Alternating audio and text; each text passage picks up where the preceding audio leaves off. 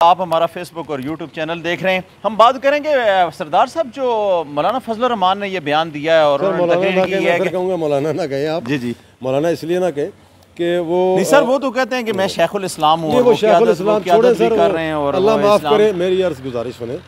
नबी पाक सरकार का उम्मती होना और उसके बाद एक आलिम होना, अगर आदमी अपने आप को आलिम कहता है, उसकी ज़बान में गंदगी होना, वो आलिम ना आलिम है, ना वो उम्मती है, ना वो मुसलमान है।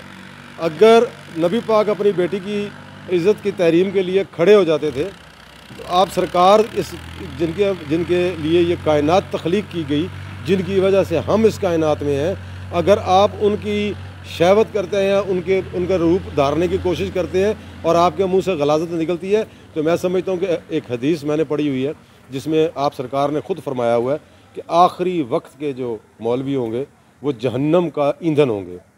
तो मैं समझता हूँ कि ये फजलुर रहमान तक ठीक है, साहब भी कह लें आप। अच्छा सर, मुझे ये बताएं कि एक खातून का कोई बयान हो, वो तो खैर गलत है। कोई भी इस तरह के जो ख्वातीन जो जलसों के अंदर जो हमारे सबसे जो बड़ा इशू है वो ये है कि हमारे जो आज हर मोबाइल कैमरा और ये वो जाके उठा के लोगों को देखें, नहीं उस पर भी आते हैं हम, जो जाते हैं लोग जलसों के अंदर और छोटे छोटे मोबाइल ले जाके यूट्यूबर हज़रात हमारे और सोशल मीडिया पे धूम मचाने के लिए, रेटिंग बढ़ाने के लिए, सब्सक्रिप्शन और व्यूवरशिप बढ़ाने के लिए वो जो इस तरह के लोगों की स्टेटमेंट चलाते हैं और फिर वो लोग जो इस तरह की स्टेटमेंट देने वो तो कंडेमेबल है ही है। लेकिन ये बताएं कि हमारे माशरे के अंदर जो मीडिया के ऊपर जो सेंसरशिप नहीं है और जो इस तरह की गैर अखलाकी जो चीज़ें चलाई जाती हैं, फिर उनको हमारी जो अवाम के अंदर जो लोग बैठे हुए हैं जो पार्टीबाजी और दूसरे को नीचा लगाने के लिए, नीचा दिखाने के लिए इस तरह की पोस्टें और इस तरह की जो वीडियोस हैं उनकी शेयरिंग जो है वो बहुत बढ़ाते हैं और दूसरे को नीचा दिखाने के लिए ये चीज़ें जो है उनके ऊपर बतौर वार इस्तेमाल करते हैं। तो बैसियत कौम हम बहुत गिरे हुए लोग नहीं हैं, हम इस तरह की हमारा जो किरदार है और फिर ऊपर से फजल रहमान साहब की जो इस तरह की स्टेटमेंट है वो तो ये बताती है कि हम बिल्कुल एक मुर्दा कौम है। जी बिल्कुल, हम मुर्दा कौम है, हमारा किरदार कोई नहीं है। हमारे जो आबा अजदाद की जो तालीमात थी उससे हम हट गए हैं। हम बिल्कुल ऐसी कौम बन गए हैं जो जाहिलों और गवारों की कौम है, जिसे आप कह लें कि पत्थर के ज़माने की कौम है, जिसकी ज़बान में शाइस्तगी नहीं है। हमारे जो सबसे बड़े इस वक्त आप कह लें इंटीरियर मिनिस्टर साहब हैं, उनकी ज़बान देख लें। हमारी जो वो तो कोई बहुत ही ज़्यादा वाहियात किस्म की ज़बान इस्तेमाल करते हैं, उनमें तो उन्होंने मेरी तरह टाई तो फिट की होती है, लेकिन यह है कि उनकी ज़बान से तो आज तक हमने उस्मा बुखारी साहब की देख लें और उस्मा बुखारी तो वो ये तो चूंकि लोग ये चलते फिरते लोग हैं ना, जो कल एक पार्टी के साथ आज दूसरी के साथ परसों तीसरी के साथ, का ये कि ये मफाद की सियासत, ये वो लोग हैं जिनको जिनकी ज़बानें जो हैं वो लोग देखते हैं और बच्चे जो हैं वो अपनाते हैं।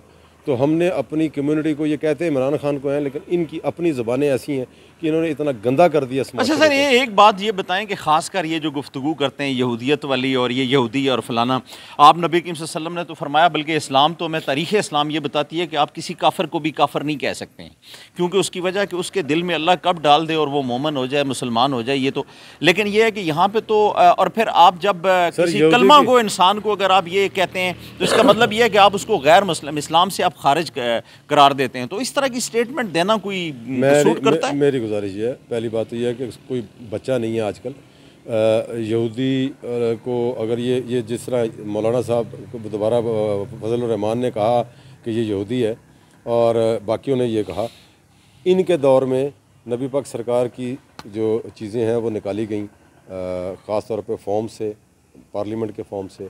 उसके अलावा वो खातम नबीयीन का जो मामला चला उसमें मौलाना फजल रहमान साहब ने और फिर वो सलीम साफ़ी ने जब उनसे पूछा तो उन्होंने कहा आप इस तरह के सवालात के ऊपर बात ना करें और ये हमने तो कर दिया और ये कर दिया। और फिर खासकर ये जो ट्रांसजेंडर एक्ट था ये भी इन्हीं के दौर के अंदर पास हुआ। इसके अलावा की बात करता हूँ, इनके दौर में पाकिस्तानी इजराइल गए, हाँ गए, बिल्कुल गए। और फिर इनकी अपनी जमात का जो मौलाना अजमल साहब हैं वो भी गए, उन्होंने क़यादत की जी। तो ये बात, और उन्होंने तो खुद कहा भी कि यार हम गए हक़ाइक़ में जो और अकरम दुरानी तो कई दफ़ा कहते नजर आए और इनकी जमात के बंदे के इसराइल को तस्लीम कर रहे हैं। सब कुछ बता दिया। बात यह है कि ये सारा कुछ सामने रखने के बाद आप ये देख लें कि यहूदी कौन है। आप ये कहना चाहते हैं? हाँ, मैं नहीं ये कहता हूँ कि यहूदी, लेकिन हम ये भी मैं फिर भी ये नहीं कहता, मैं चूंकि हमें नहीं चाहिए, हमें उनको भी नहीं चाहिए और किसी और को भी नहीं चाहिए कि यहूदियत का आप फतवा लगाएं। हाँ, आप ये कर सकते हैं कि आप पॉलिसी से, आप उनके दौरों से, आप इसराइल के गठजोड़ के साथ या इस तरह की आप स्टेटमेंट के ऊपर बात कर सकते हैं। लेकिन हम ये कह दें कि यार फजलुर रहमान यहूदी हैं या दूसरे यहूदी हैं, या वो ये कह दें कि इमरान खान यहूदी हैं, ये तो बिल्कुल एक ऐसी बात हो जाएगी कि किसी आलम दीन के साथ तो ये चीज़ें बिल्कुल कतई तौर पर सूटेबल नहीं है। मैं वही अर्ज़ कर रहा हूँ ना कि फिर आप तो देखें, होता तो वही है जो आप देखते हैं और जो आप सुनते हैं। जो आपने सुना है, जो आपने देखा है, उस हिसाब से आप यहूदी होने का अंदाज़ा कर लें कि कौन यहूदी है और कौन नहीं है।